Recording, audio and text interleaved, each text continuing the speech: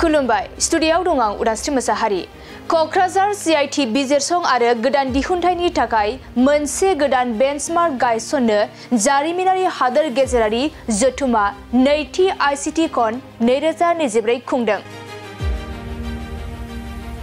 Kokrajhar CIT आ international conference intelligent computing and technology जथुमा खुंगासिनो दं, जाय सोलोंथायारि आरो दारिमिनारि नुथायाव मोनसे गोजोर आगान गालांदों, जाय बिजिरसंनाय आरो गोदान दिहुनथायनि थाखाय मोनसे मख'जाथाव सुर गायसनदों।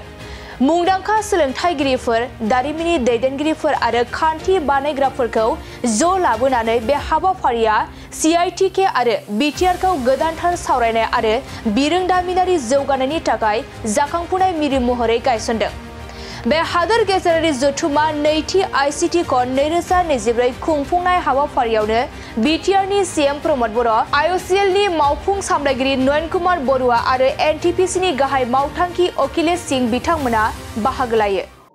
CIT सेकेंड इंटरनेशनल कम्पिउटिंग आरो टेक्नोलॉजी कन्फारेंस एटा यात आयोजन करिसे। মই এই খবৰটো পাই পেলাই খুব আনন্দিত হৈছো আৰু ইয়াৰ পাৰ্ট হ'বলৈ পাই আনন্দিত হৈছো, কাৰণ আজিৰ যিটো পৃথিৱীত আছে, এই পৃথিৱীটো টেকনলজিয়ে আমাৰ পৃথিৱীখন টেক ওভাৰ কৰিছে। আমাৰ জেনেৰেশ্যনৰ দ্য বেষ্ট অপৰচুনিটি যিটো পাইছো আমি আজি, সেইটো আমি টেকনলজিৰ কাৰণে পাইছো।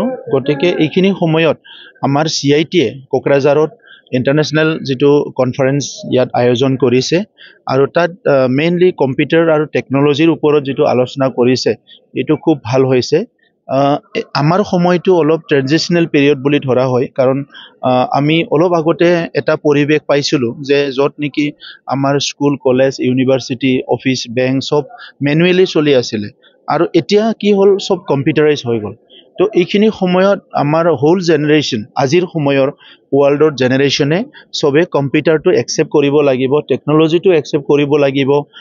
যদিও সি স্কুল কলেজত কোনো টেকনলজি পঢ়ি অহা নাই, তথাপিতো সি টেকনলজিটো ইউজ কৰিব লাগিব।